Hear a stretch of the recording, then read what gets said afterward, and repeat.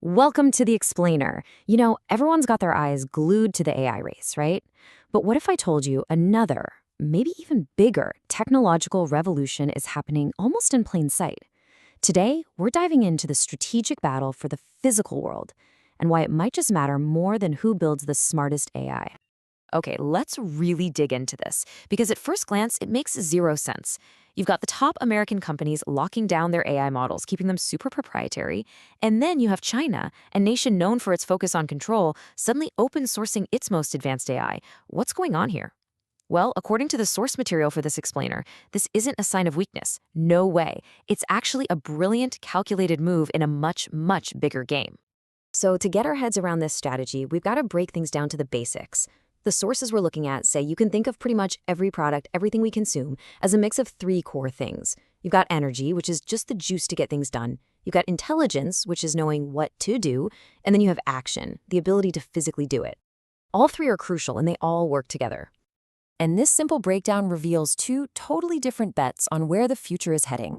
On one side, you have America, basically betting the farm that whoever wins AI, the intelligence piece, wins the whole shebang. But China? They're making a different bet.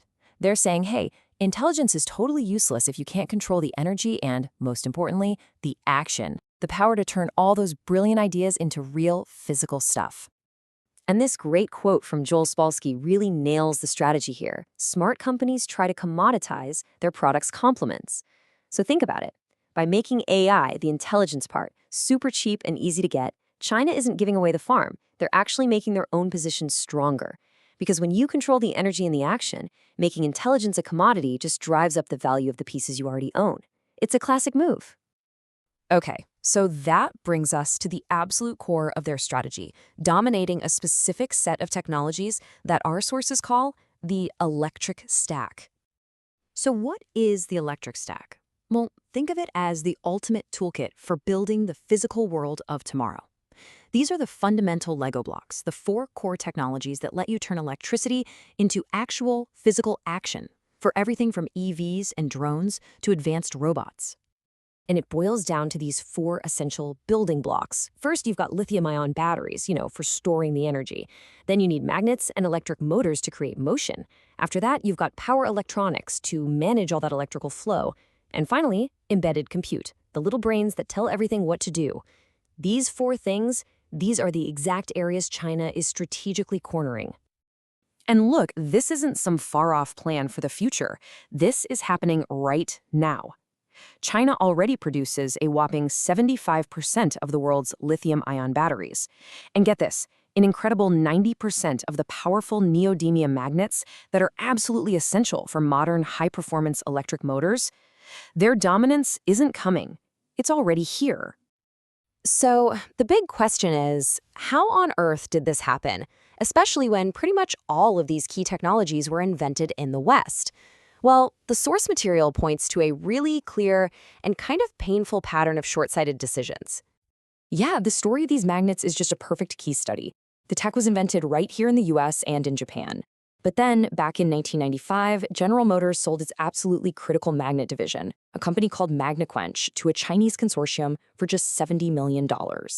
What happened next? Well, shortly after, the factory was basically duplicated in China, and the original US facility shut down. Game over. And please, don't think this was just a one-off mistake. It wasn't. We see the exact same pattern playing out with advanced batteries. There was this pioneering American company, A123 Systems. They developed some truly groundbreaking battery tech, only to go bankrupt and get sold to a Chinese firm in 2013 for pennies on the dollar. This wasn't just losing a company. It was a systemic transfer of critical, hard-won manufacturing know-how. Okay, but why does controlling all these components matter so much more today than it did, say, 20 years ago? What has changed to make this stack so incredibly important all of a sudden? The answer really comes down to this one single mind-blowing number: 99%.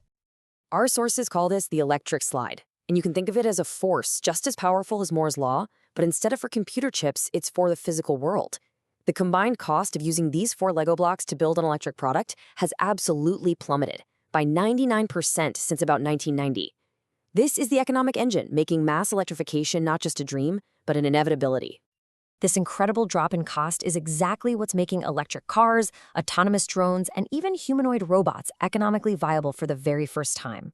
It's kicked off this unstoppable trend where basically anything that can be electrified will be electrified. And as that wave builds, you can see how the strategic value of controlling the core components just skyrockets.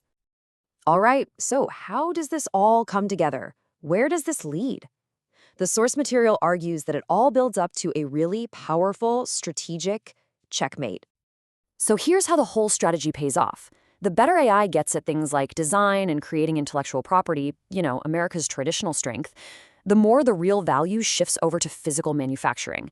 As the bits of intelligence become a cheap commodity, the real power lies in controlling the atoms you need for action. And that is exactly where China has been methodically, patiently positioning itself for years. And this, right here, is the central argument.